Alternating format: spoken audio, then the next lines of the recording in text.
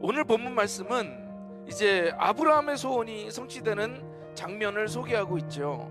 평생을 기다렸던 그 아들이 이제 드디어 태어납니다. 이 소원은요, 정말 아름다운 소원이었다는 거예요.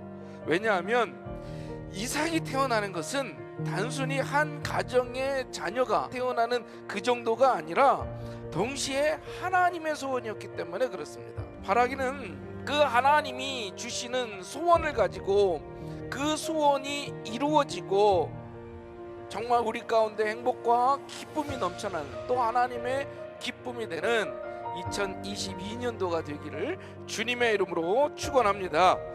자, 그러면 아브라함의 소원을 이루셨고 또 우리에게 소원을 주시고 소원을 이루실 그 하나님, 그분이 누구신가?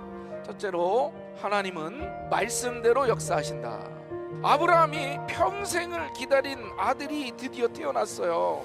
아이를 낳지 못해 평생 손가락질을 당하던 사라의 한이 이제 막 풀린 거죠. 자, 이 놀라운 일이 가능할 수 있었던 이유가 무엇일까? 이 하나님의 말씀, 성경이 우리에게 주시는 하나님의 말씀인 줄로 믿습니다. 여러분들의 소원이 이루어지기를 원하십니까? 그러면 하나님의 말씀을 읽으시기를 바랍니다. 그래서 이 말씀의 능력이 넘치는 한 해가 되어 소원을 이루시는 우리 금난의 성도님들이 되시기를 주님의 이름으로 축원합니다. 두 번째로, 하나님은 하나님만을 의지하는 자에게 기적을 베푸신다라는 거예요. 어느 신학자가 시속 8마일의 하나님이라는 제목의 논문을 썼어요. 우리의 단위로 바꾸면 약 한 13km 정도가 됩니다. 너무너무 느려서 고통스러울 정도죠. 아브라함이 만난 하나님이요, 그런 하나님이었다는 거예요. 아들을 주시겠다고 약속하셨어요. 그러놓고는요 25년을 기다리게 하셨다는 거죠. 25년. 그런데 하나님의 말씀은 느리지 않다고 얘기합니다. 너무 느린 것이 아니라 너무 정확했다라는 거죠.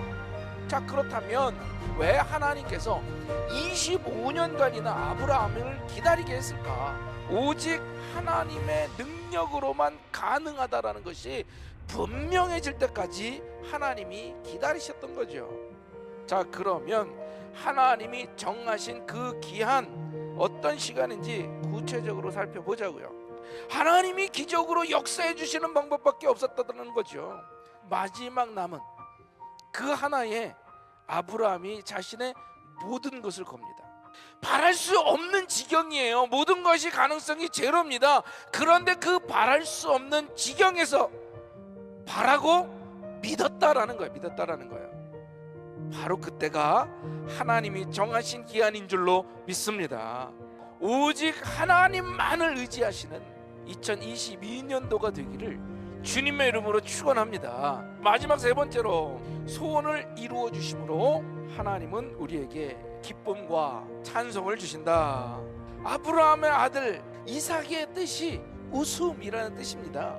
이삭으로 인해서 이 가정에 기쁨이 가득해졌어요. 오늘 본문 이 6절 7절을 보면 이 사라의 반응이 이래요.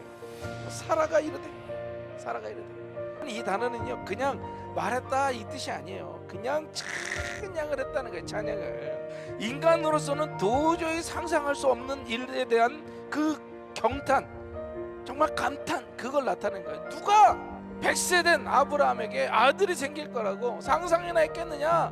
그러나 하나님이 나에게 아들을 주셨도다. 우리 금난의 성도님들에게 이와 같은 찬양이 있기를 주님의 이름으로 축원합니다. 하나님의 놀라운 기적을 경험한 히브리인들이 이런 고백을 했어요. 시편 126편에 이르 여호와께서 시온의 포로를 돌리실 때에 우리가 꿈꾸는 것 같았도다. 바로 이 고백이 저와 여러분에게 우리 금난교회에 있어지기를 주님의 이름으로 축원합니다.